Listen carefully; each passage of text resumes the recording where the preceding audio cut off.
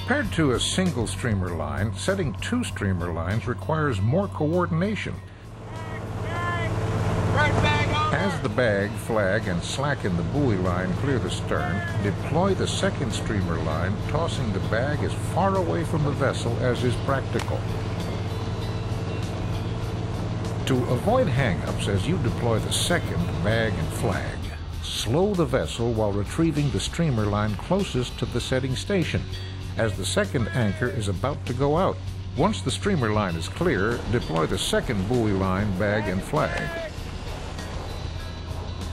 Alternately, use the turn maneuver to move both streamer lines away from the setting area. Many larger beamy vessels can deploy both buoy line, bags, and flags from the center of the stern with both streamer lines fully deployed without mishaps.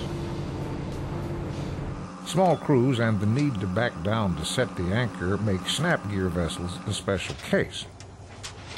As the last hooks go out, haul or displace the streamer line before backing down. To allow enough time to haul the 23-fathom line, about 2 minutes, you may have to remain underway at the slowest possible speed and continue to set some ground line without hooks before backing down. Alternatively, turn hard to the offside, forcing the streamer line to clear the stern area prior to the back down. If hauling in streamer lines by hand and crew size allows, use 2 people, one hauling the line and the other behind them, coiling the streamer line into a tub or garbage can. Drifting or backing into the streamer line greatly reduces required effort and speeds up the retrieval process. Some vessels have added hydraulic line haulers on the back deck. The streamer line is simply coiled into a tub and is ready to redeploy. Trawlers can adapt their girdies to haul in the streamer line.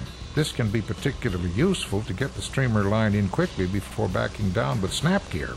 Hauling the streamer line from a girdy would require building a streamer line from a small diameter floating line and clipping streamers on and off for each deployment. If seabird interactions become unusually intense, there are several things you can do in addition to using streamer lines. The most basic thing you can do is reduce your speed while setting gear. The faster you go, the greater the distance your gear is within striking range of seabirds.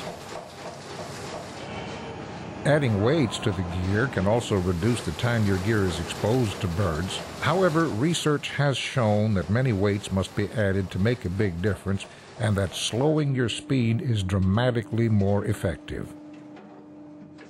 Some vessels are using acoustic cannons and water jets routinely in addition to streamer lines when birds are particularly aggressive. In the Pacific Cod Fleet, weekly reports of Seabird Bycatch for each vessel is distributed to the fleet based on fishery observer data. Vessels with higher bycatch rates are notified and put on alert to improve their seabird avoidance effort. Research continues on methods to reduce seabird bycatch. Ground lines with weight integrated into each strand, underwater chutes that set the gear subsurface, and bait, and in some cases gear dyed to match the color of the sea, are being tested in longline fisheries throughout the world and show great promise.